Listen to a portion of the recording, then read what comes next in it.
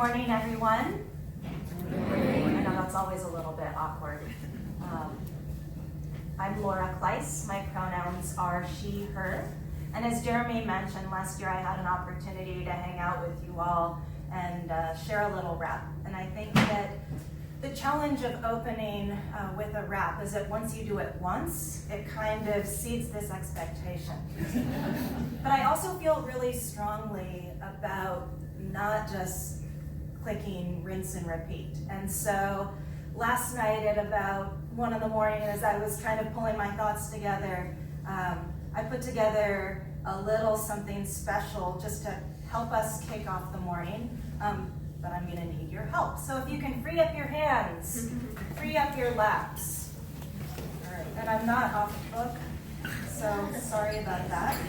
But here we go. So your roll goes something like this. You're gonna hit your lap once. You're gonna snap your fingers once. You're gonna hit your lap twice. And then you're gonna snap your fingers once. All right, and then we'll loop that. There we go.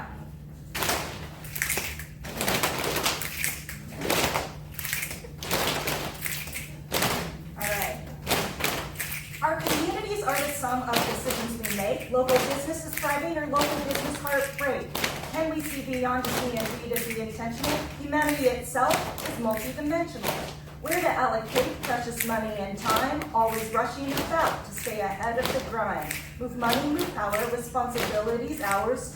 Show up, speak out till opportunity flowers. From intention to action, from belief to do. Being the change, instigating breakthrough. Lift up those who have been marginalized and oppressed. Spend like it matters. It's time to invest. All right. So the rhythm, not there this morning. We'll leave it at that. But thank you anyway for playing. I guess better luck to me next time, or maybe I'll have another chance at some point in the future. So that intro aside, and on the theme of invest, I'd like to tell you a story about a city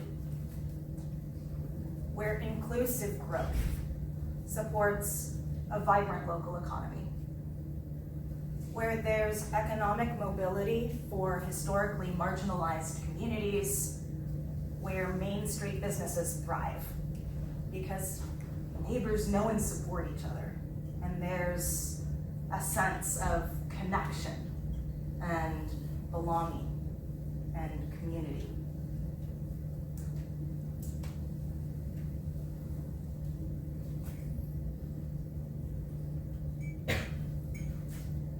No, it's not our city.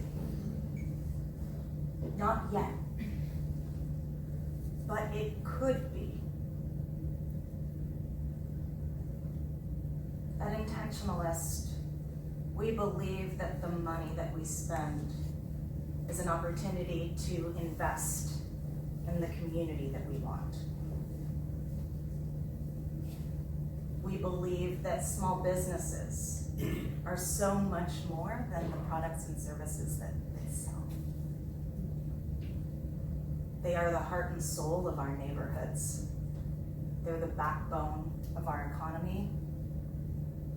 And they need our support to survive.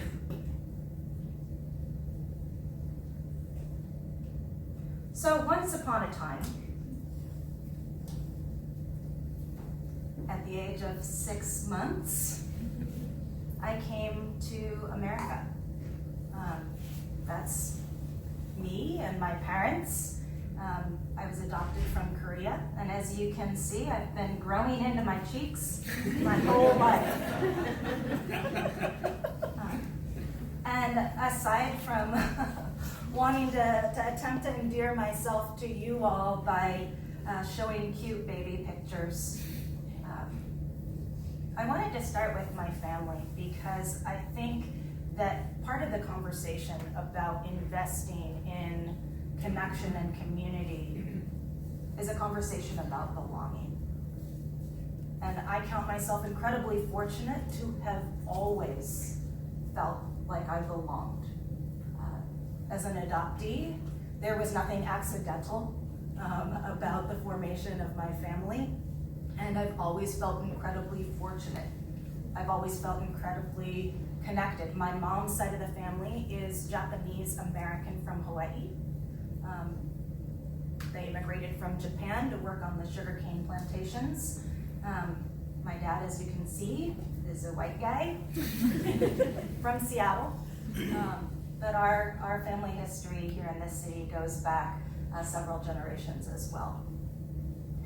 And I share that not because there's a clear link to the passion that I have today for elevating and celebrating the small businesses at the heart and soul of our communities, but because in many ways I've come to realize that who I am and how I came to be is so much a part of the work that I do today. As Jeremy mentioned, Intentionalist is an online platform that connects people like us to local businesses in our communities and the diverse people behind them. We believe that at a time when we can swipe and click our way to immediate gratification, that there's still something that's missing, right? And what could that be? Connection and community and belonging. And I think that the foundation of that, expressed through Intentionalist, is an intersectional vision. So I mentioned always having had the privilege and safety of feeling a sense of belonging in my family, but as I think about my journey through life as a Korean adoptee, woman of color, member of the LGBTQ community, it's been a little bit complicated, which is to say that I know what it feels like not to belong. I also believe that what we have in common ought to be the basis for building connection and building community. I grew up here in Seattle, spent time, college and after, in different parts of the country and different parts of the world, and then moved back 5 years ago with my wife. We were in DC. And the Seattle that I moved back to was a little bit different than the one that I grew up in. And what I heard most loudly were folks trying to come to terms with the incredibly rapid growth, change, transformation, and with it some anxiety and some questions about who still has a place, who still feels a sense of belonging in our city. And that's something that matters to me, because I think that Seattle aside, we're at a place where connection and relatedness are more important than ever before. And I think that the basis of that connection has to begin not with an initial assessment of how many areas of overlap we have on the progressive 50-point checklist, right? But starting with an openness just to learn a little bit more about each other. And one of the ways that I have come to reconnect with and get reacquainted with my hometown are through the small businesses in communities throughout Seattle and beyond. So at Intentionalist, the social enterprise that I started a couple of years ago, we believe that where we spend our money matters, because people matter. And through our directory, guides, and events, we're excited to help close the gap between intention and action, between what we say we care about and what we're able to do about it.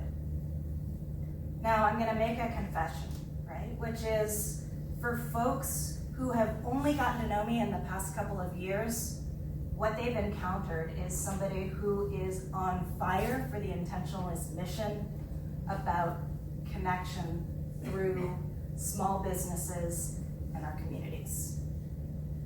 But if you go back 3, 4, 5 years, I have not been a die-hard small business advocate my entire existence. I've spent the majority of my career working for large corporations, leading corporate responsibility and sustainability. So yes, hanging out at the intersection of business and society, but I wasn't always all about shop small, buy local, connect with community. And that leads me to believe that if I can get from where I was to where I am, there's real opportunity for all of us to better understand how we can invest in the kinds of communities where we want to live, work, and play. The power of Intentionalist is that through everyday decisions about where we eat, drink, and shop, we can contribute, we can invest in the kind of community that we want. All right, I want you to imagine for a moment, right, the amount of money that you contributed last year to nonprofit organizations. What was your philanthropic giving? All right, and kind of hold that number in your mind. Okay, got it?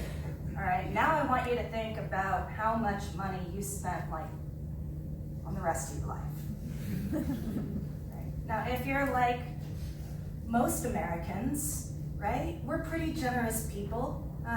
The average philanthropic giving for Americans, $2,000 to $2,500 a year, right, which is nothing to sneeze at.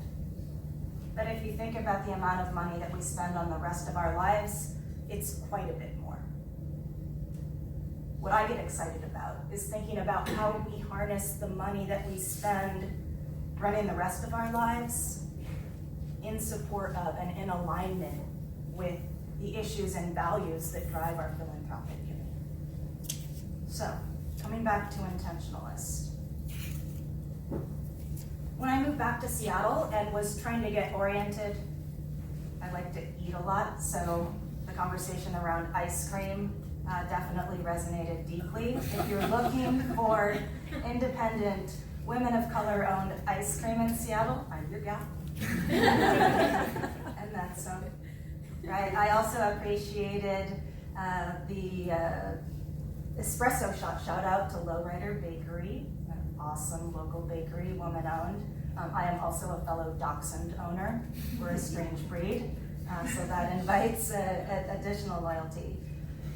But at the end of the day, technology is being harnessed to make it easier and easier for us to swipe and click our way to what we want right now, right? And it's all about what? And it's all about me. And the question is, at a time when we can swipe and click our way to the immediate gratification that I've referenced, what more is there to want other than more, faster, cheaper, right? And the answer, right, is that people matter. The answer is that, yes, convenience. I like convenience as much as anybody, right? But convenience as a means, not an end. Because it's important to think not only about the what, but the who. Right? And that's what makes Intentionalist different. At a time when we have access to any number of different resources or guides or technologies that allow us to find what we want right this very minute, Intentionalist invites us to think, well, who would I like to support? Who benefits from the decisions I make about where I spend my money?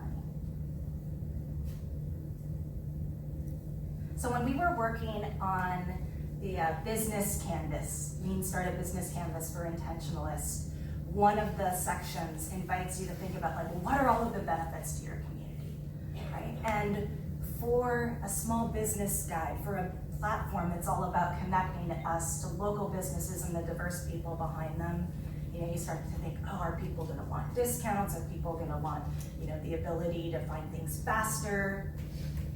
But one of the things that I jotted down was, well, maybe it's just me, but when I have the opportunity to connect with the person who is, in many instances, both living their dream and working their ass off to make their business a reality, I feel a little bit better.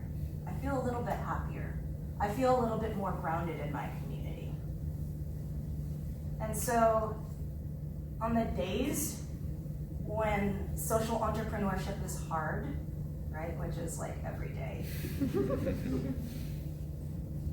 I go and I visit a local business owner that's a part of our community, and I'm reminded why I'm privileged to do the work that I do, and I'm reminded how much my outlook on community and connection to community has changed as a result of taking the time to get to know the people behind the businesses in my community. So this is a story about one of the many ways that businesses are so much more than the products and services that they sell.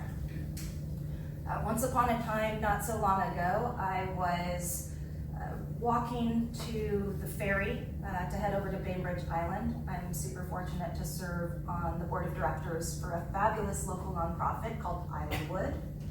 Shout out to environmental education and social justice. So I'm headed to catch the ferry, but I'm a little bit hungry, right? And we all know that the shortest distance between 2 points, right, at least in Seattle, is Starbucks. And what I will say with love in my heart, I have a ton of respect for the work that my friends, and they are friends at Starbucks, do around economic inclusion, corporate responsibility, corporate sustainability. But the reality is the combination of ubiquity and corporate marketing dollars means that when we're on autopilot, we have a tendency just to go to what shows up right in front of us. But on this day, what I was confronted as I walked down the street was a chalkboard sign. And it struck me as being a little bit different. It didn't say delicious pierogi this way. It didn't say, vegan pierogi on sale, right? It said something else. And I've put the text of the sign up on the slide so that you can read it as well. And what I wanted to share is the story behind that chalkboard, because it piqued my interest enough that instead of going to Starbucks, I walked into Pierogi on 3rd. And as I was checking out, I mentioned to the cashier that the sign was what had brought me in. And the woman opposite the counter said, well, actually, our owner just made that sign because yesterday there were some folks who walked into our bake shop who were harassing one of our trans folks on staff. And it really upset her. And she felt like one of the things that she could do was to make it explicitly clear who we are, what we stand for, and the kind of environment that we want to cultivate in and beyond our little bake shop. And I think that that's powerful because it's easy for us to get caught up in the day-to-day hustle, and yet the quality of our community in so many ways is shaped by folks like Alyssa Anderson, who is the Filipina owner of Pierogi on 3rd. Ask me later how a Filipina woman came to own a Pierogi bakery. It's actually a good story. But again, I think it's a reminder of the less tangible, less transactional ways that small businesses contribute to the quality of our community. This is Mary Wesley. Mary Wesley is the owner of Flowers Just For You in the Central District, which happens to also be the only Black-owned florist in Seattle. She's been in business for over 35 years, but as a result of a series of setbacks due to gentrification and displacement, this past December, she found herself in a really tight spot. Now, the good news is that community rallied. and she's now on a better trajectory. But again, I think that Mary's story is the story of why it's important for us to know more than the products and services for sale. The reality is that the story about the kind of city, the kind of community we want to be, is still being written every day by each and every one of us. And my invitation to all of you is to take a moment, contribute to that story, and spend like it matters. Thanks so much.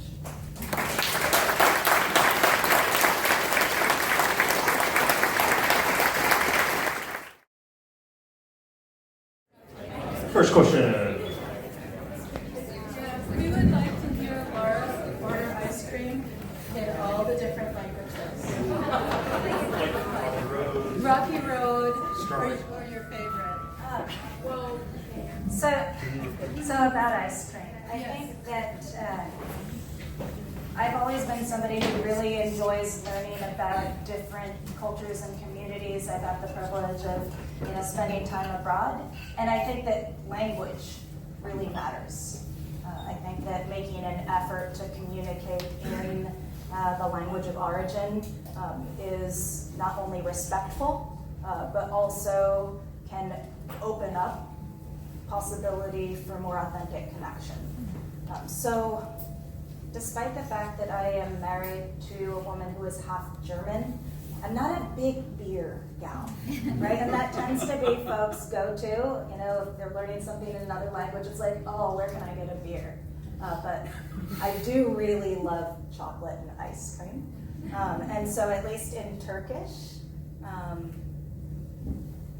Şokolatele dondurmayı seviyorum. And so when I meet people from different countries, in addition to trying to learn, hello, my name is, how are you, thank you, I always ask them to teach me how to say either, I love chocolate ice cream, where can I find chocolate ice cream? Ice cream brings the world together. Awesome, we got one over here. Sure, yeah. Hi. Hi. Curious, how do you manage, in terms of, I'll start over.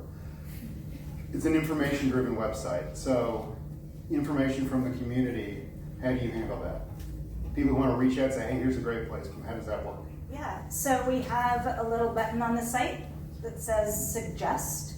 We've considered changing it to add, which is slightly more concise, but next version. The short of the long of it is that folks are already finding ways to share information about diverse local businesses, about their favorite independent businesses.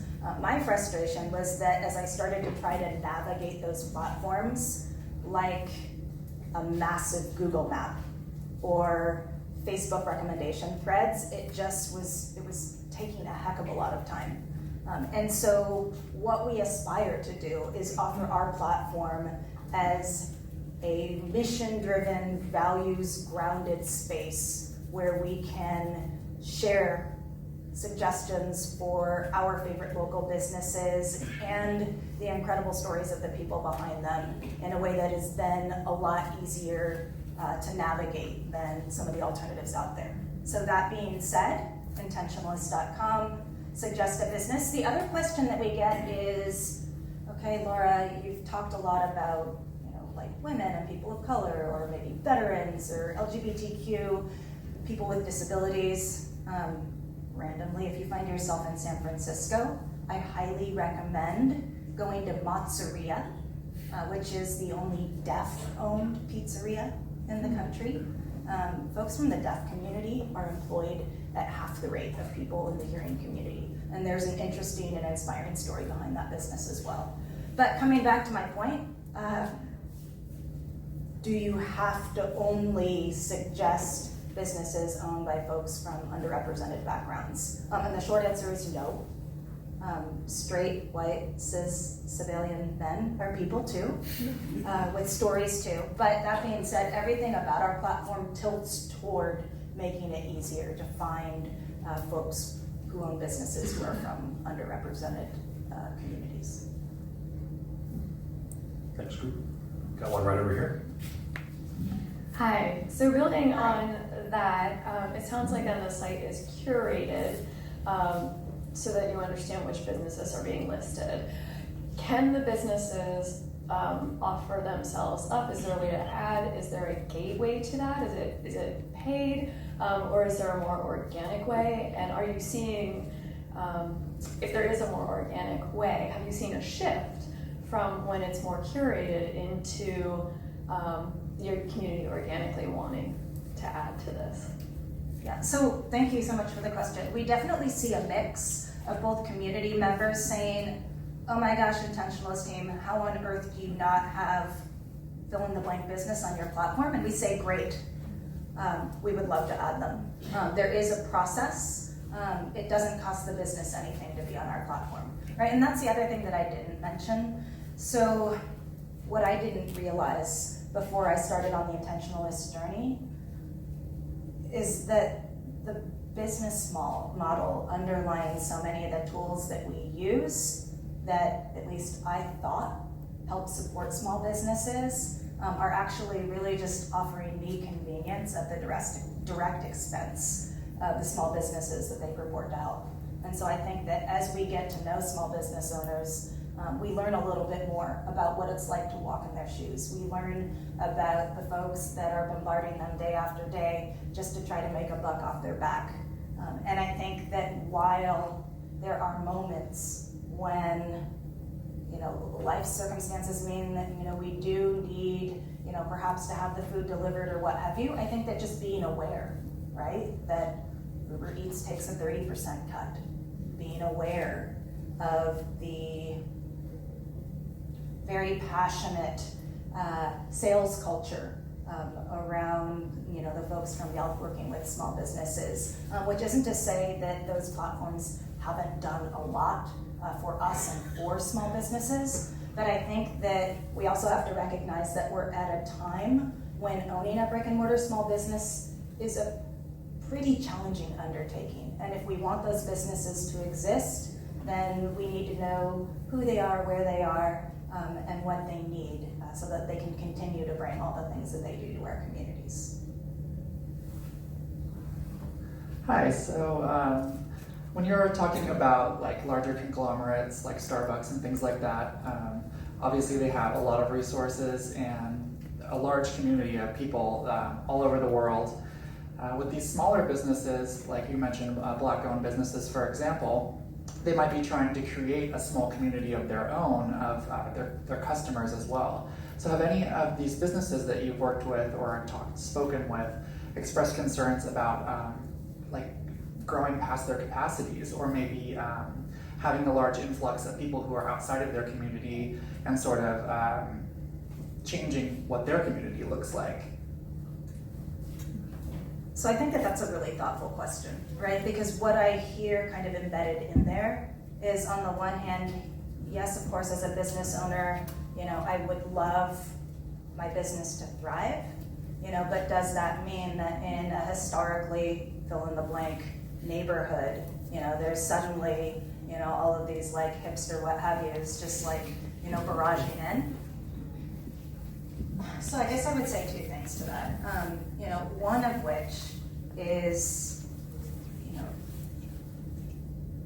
to start with, a lot of businesses are increasingly challenged just to have the volume and just to have the customers. And that doesn't mean, that they don't lament some of the situations that inevitably arise. But I also think that the conversation about being thoughtful when we're entering different communities is one for all of us to own, right? It isn't just for the business, it isn't just for Intentionalist. It really, it's about going a level deeper. and saying, okay, in addition to being intentional, how can I be intentional in a way that isn't explicitly, tokenizing or patronizing? How am I leveraging a platform like Intentionalist, a community like Intentionalist, to learn, and as the basis for making connection and getting to know.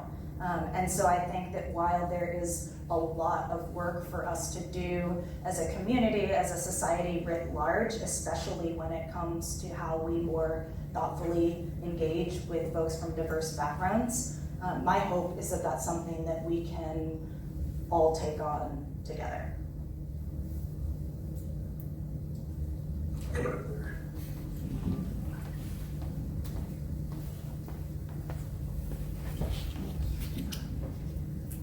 Hi, we have two questions. One is your interest in languages. How did you become multilingual, and how do you keep up with all these languages?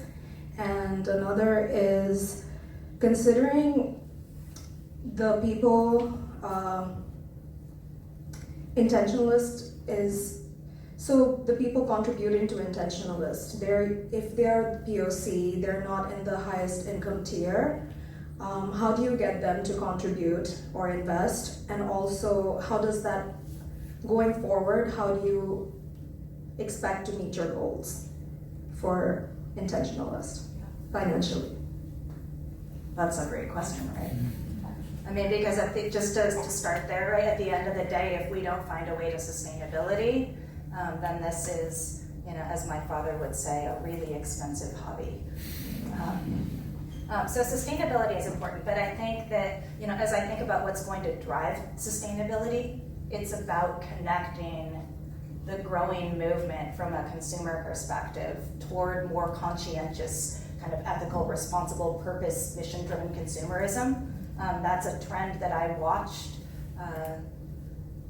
increase over the course of the more than decade that I spent in corporate roles thinking about these same things. And kind of the light bulb that went on in my head was, wow, it's fascinating that large corporations are tapping into the research to understand that increasingly, we're looking for something more than just a thing. We want to have some relation to it. We want to have some connection to it. We want to be able to connect it to something that matters.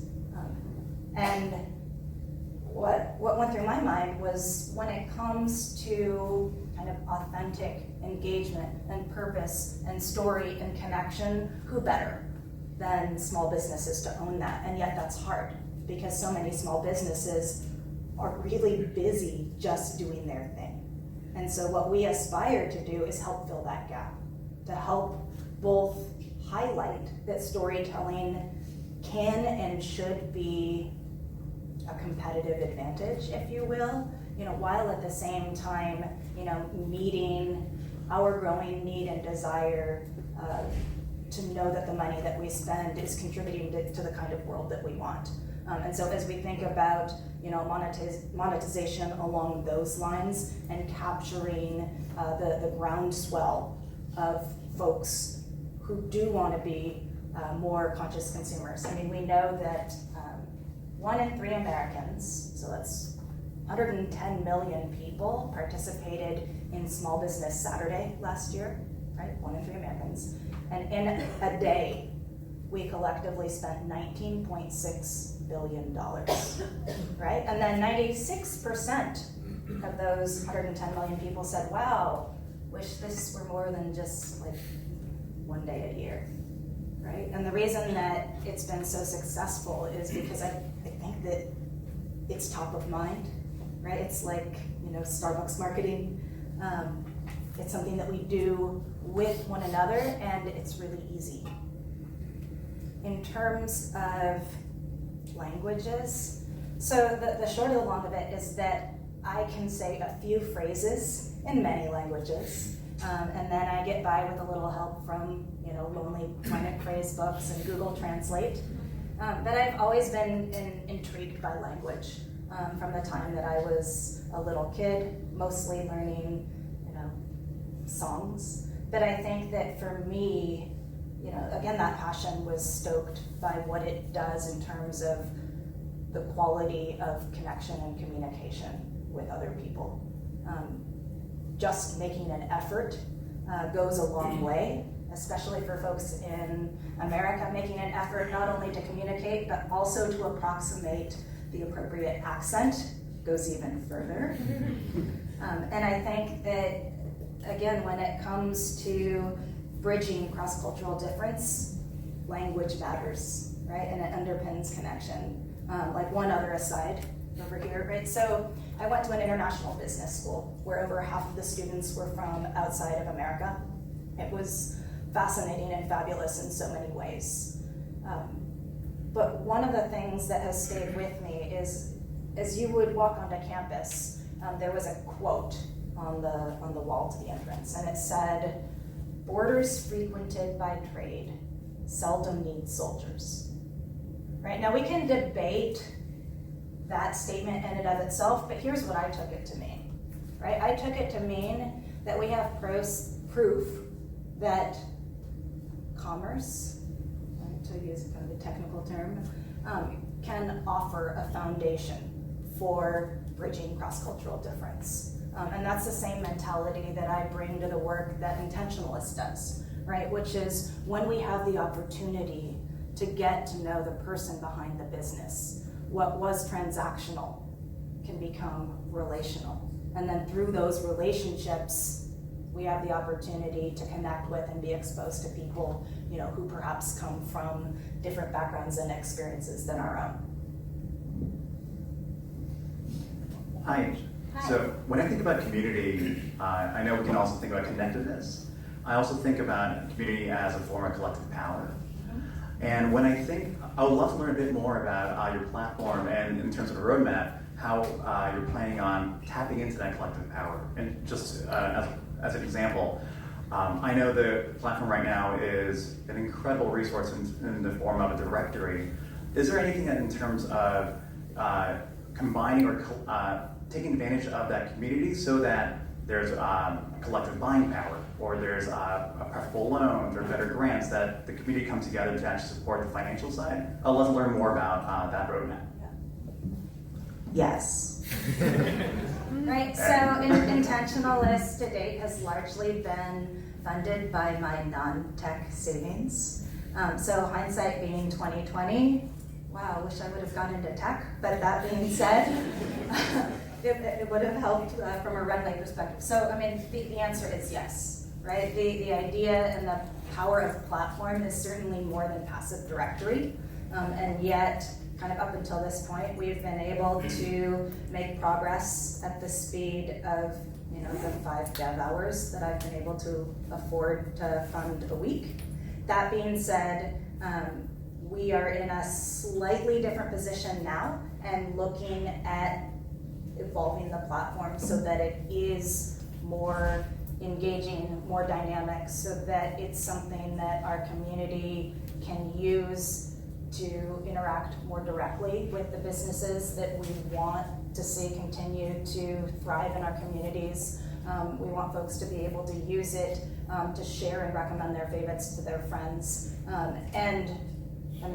The truth of the matter is that for all of the research that we've done to date and for all of the ideas that kick around in my head, we're also open to learning more about what you would like to do with a platform like ours. So please feel free to hit me up, share your suggestions. But yes, it is ultimately about how we harness the money we spend in support of more connected, inclusive economies and communities.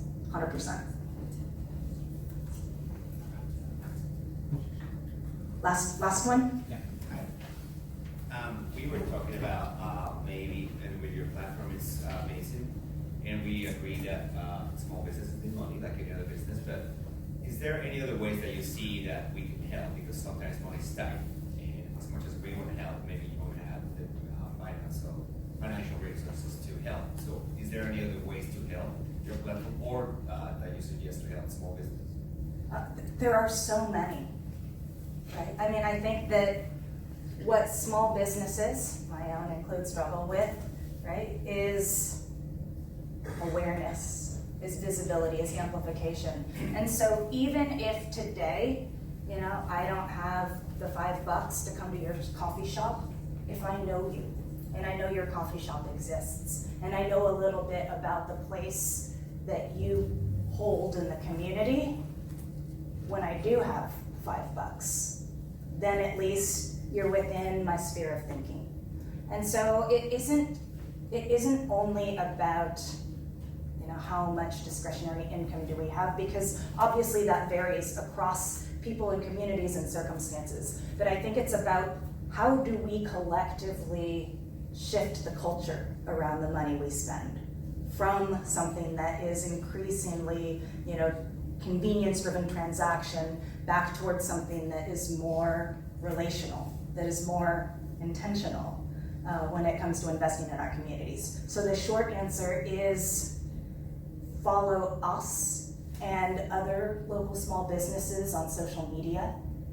Shout us out on a day when you don't have $1 to spend, because I think that it's about, again, how we evolve our collective consciousness and understand that we do, in aggregate, have tremendous power to shape both the quality of our community and the fabric of our economy. Yes, through everyday decisions about where we spend, but also through the ongoing kind of persistent reminder that it isn't just about what, that who matters as well. Thanks.